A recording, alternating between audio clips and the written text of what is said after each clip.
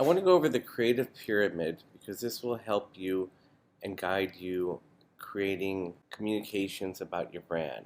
So creating a printed piece or a short video, radio spot, the creative pyramid can inform and remind you of the areas you need to concentrate on when you're creating an advertisement. So the creative pyramid is based on the advertising pyramid, which shows us how people learn.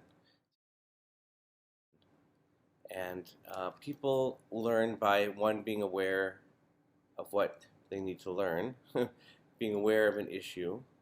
They need to comprehend, understand what the issue is. Then they have to have a conviction.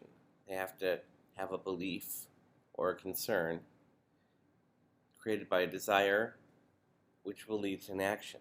So from this pyramid, the creative pyramid was developed very similar, but all of these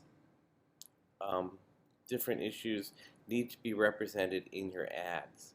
So you want to, of course, call attention when you're creating something. How do you get attention? A lot of times it's the copy and not the image, but a lot of times it's the image. So let's take a look at this example. We're going to use Ben & Jerry's. Okay, so here's a print ad for Ben & Jerry's. And what's the first thing that catches your attention? Well, of course, it's this creative artwork, right? So it's like this farm coming out of an ice cream with these hanging clouds. It grabs your attention, right? So does the ice cream. Next, you have interest. Well, your interest is, of course, is eating the ice cream. And it's a family farm.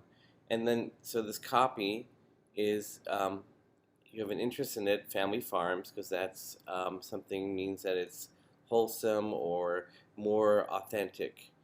And then this copy tells us about the ice cream and how it's made. And that's where the credibility comes in. The desire is, again, this imagery of this idyllic farm where the cows roam, eat grass, and make wonderful ice cream.